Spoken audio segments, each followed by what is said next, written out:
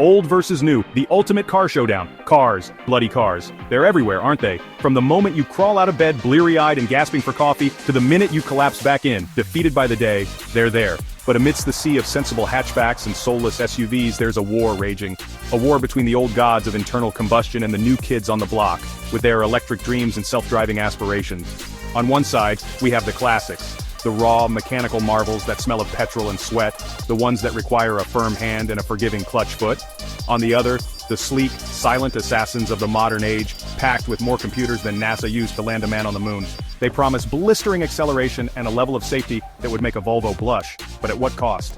Have we traded our driving pleasure for a digital nanny state? Have we sacrificed the soul of the automobile on the altar of progress? Today we're finding out in a head-to-head battle of automotive ideology, old versus new, analog versus digital. Let's get this party started. Cars have come a long way, or have they?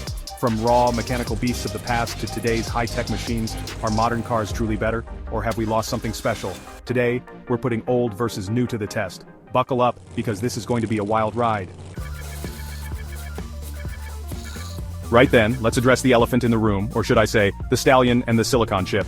We all know what gets a car enthusiast hot under the collar power. That intoxicating surge as you floor the throttle and feel the G-forces pinning you back in your seat.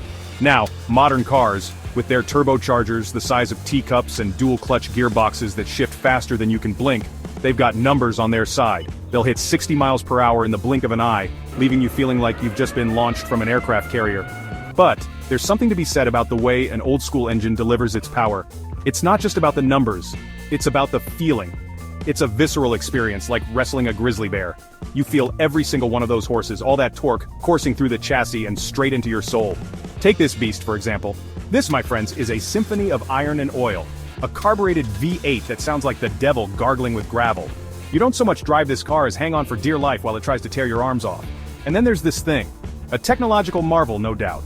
It's got more computers than the Apollo missions and an engine that wouldn't sound out of place in a spaceship.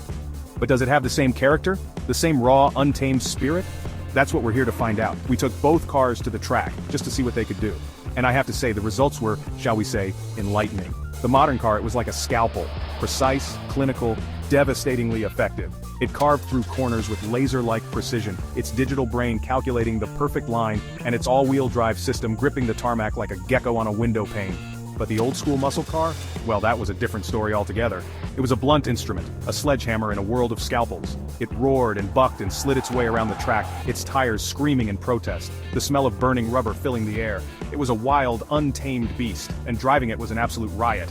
So which is faster? On paper, the modern car wins hands down. But in the real world, the world where driving is more than just a means of getting from A to B, the answer is a bit more complicated. Because speed isn't just about numbers, is it? It's about the feeling, the experience, the sheer unadulterated joy of driving. And in that department, the old-school muscle car, with all its imperfections and idiosyncrasies, still has a few tricks up its sleeve. It's not just a machine, it's a living, breathing entity that demands respect and rewards you with an experience like no other. The modern car, with its precision and technology, is undoubtedly impressive, but sometimes, it's the imperfections that make something truly special. So, whether you're a fan of muscle or microchip, remember that the joy of driving comes from the heart, not just the specs.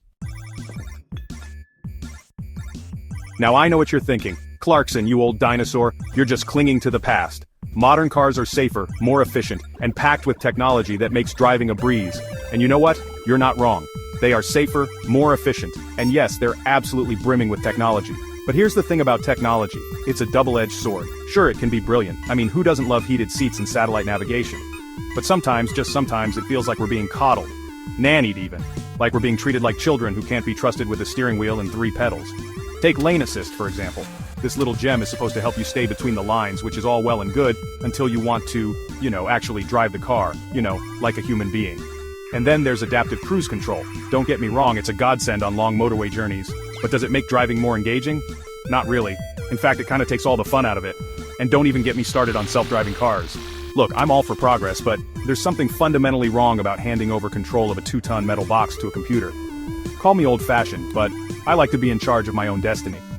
I like to feel the road beneath my tires, to sense the car responding to my inputs. It's a partnership, you see, a dance. And like any good dance, it requires 2 willing partners. Now, I'm not saying that all this technology is bad.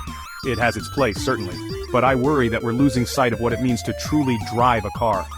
To be connected to the machine, to feel the road through the steering wheel, to experience the thrill of pushing a car to its limits.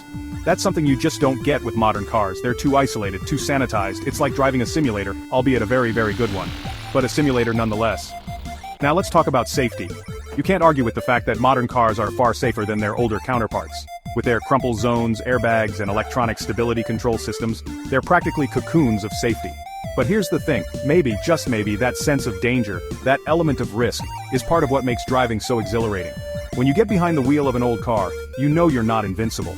You're aware of the risks, and that awareness makes you a better, more attentive driver. It's like the difference between rock climbing with a harness and without one. Sure, the harness makes it safer, but it also takes away some of the thrill. So yes, modern cars are safer, more efficient, and packed with technology. But have they lost something along the way? Have they sacrificed the soul of the automobile on the altar of progress? I'll let you be the judge of that. After all, driving is not just about getting from point A to point B. It's about the journey, the experience, and the connection between man and machine. So next time you get behind the wheel, think about what kind of driving experience you truly want. Right then, let's get down to brass tacks, shall we? We're diving into the heart of the matter. We've talked about power, we've dissected technology, but now it's time to address the elephant in the garage, the driving experience. What truly makes a car come alive, because at the end of the day, that's what it's all about, isn't it? The joy, the thrill, the sheer pleasure of driving. The feeling you get when you slide behind the wheel, fire up the engine, and point the nose of your chariot towards the open road. It's a ritual, a moment of connection. Now, I'm not going to beat around the bush. Let's be honest here. Modern cars, they're incredibly capable. They are marvels of engineering. They're fast, they're comfortable, they handle like they're on rails. But there's something missing. Something intangible, something you can't quite put your finger on.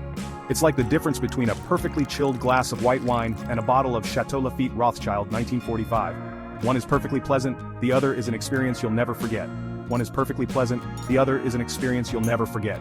It's a memory, a story to tell. Older cars, they have character, they have soul, they have a story etched into every scratch and dent.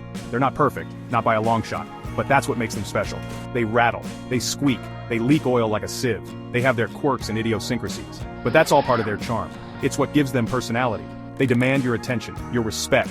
They require you to be present, to be engaged. They make you work for it, they make you earn the experience. Take the steering, for example. It's a direct line of communication. In an old car, you feel every bump in the road, every imperfection in the tarmac, transmitted through the steering wheel and straight into your soul. It's a visceral experience. It's a conversation, a dialogue between man and machine, a symphony of sensations. Modern cars, with their electric power steering and their lane-keeping nannies, they lack that raw connection. Well, it's like playing a video game. It's simulated, not real. There's no feedback, no connection. It's all too sanitized. You could be steering a spaceship for all you know. It's that detached.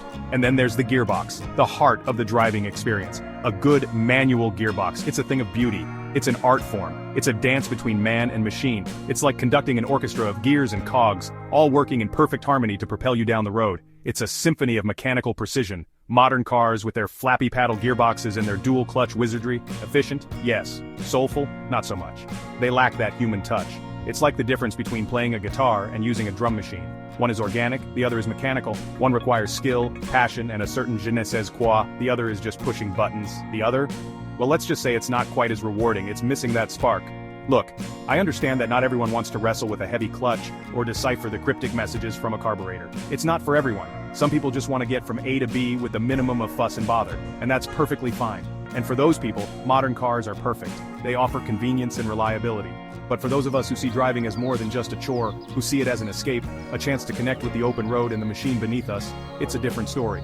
Well, there's nothing quite like the raw, visceral experience of driving an old car. It's an adventure every time. It's a reminder of a simpler time, a time when cars were more than just appliances. They were companions on the journey. They were a part of us, an extension of ourselves. They had a soul. And that, my friends, is a feeling that no amount of technology can ever replicate. It's timeless. It's irreplaceable. So there you have it, the age-old battle of old versus new. Have we answered the question definitively? Of course not, because the truth is, there is no right answer. It all comes down to personal preference. If you crave the latest technology, the safety of a bank vault, and the comfort of your living room, then by all means, embrace the modern car. But if you yearn for a more visceral driving experience, if you want to feel the soul of the machine coursing through your veins, then you need to look to the past.